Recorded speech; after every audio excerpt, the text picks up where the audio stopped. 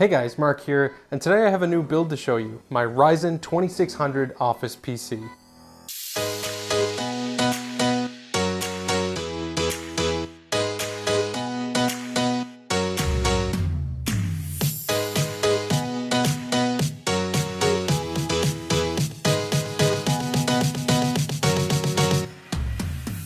So that's my new Office PC build. I did make a few mistakes, as you might have already noticed. For example, the MSI board I put in there only has 2 PWM headers, meaning that one of my case fans just isn't running at the moment, and I forgot to buy a PWM fan header. Brilliant!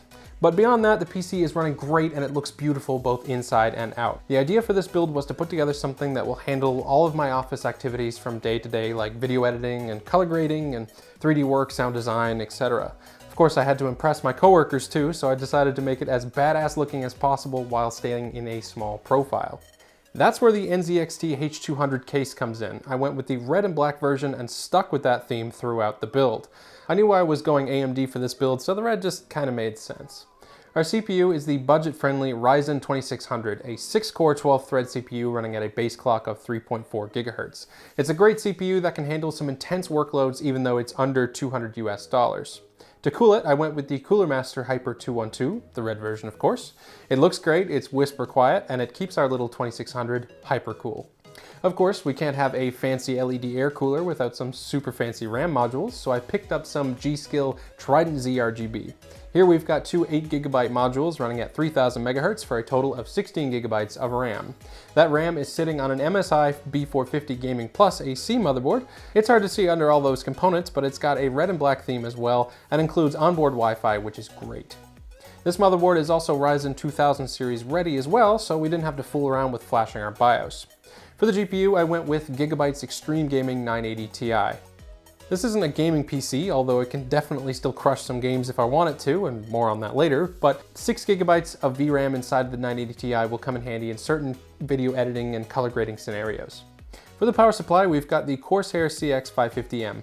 Nothing real special, it's semi-modular, and it should definitely have enough power for our needs. Finally, we've got a 250 GB SanDisk Ultra SSD for storage, and that's about it. Without the 980 Ti, the whole system costs about $650 USD.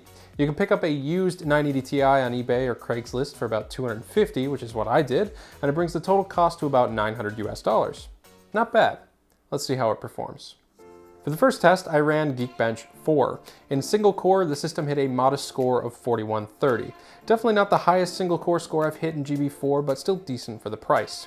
The multi-core though knocked it out of the park with a very good score of 19863.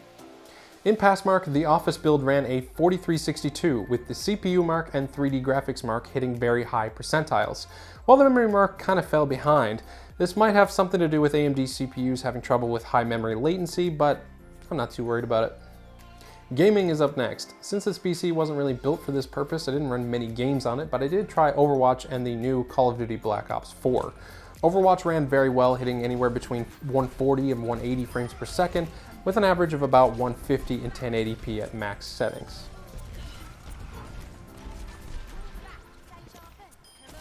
Black Ops 4 ran a little worse given the graphical intensity of the game, but nothing terrible.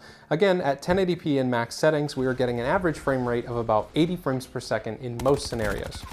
The 980 Ti still performs very well in 1080p and with high refresh rate monitors, but you can alternatively pick up a 1070 or 1070 Ti for similar performance and a newer architecture. For video editing, I ran a simple 2-minute render that had several 4K video clips in it and one 30-second clip with warp stabilizer applied. This is my real-life test, and the PC performed quite well.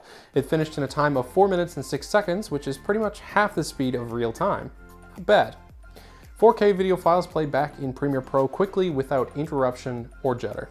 Overall, I'm very impressed with the Ryzen 2600 and how it performs for this type of build.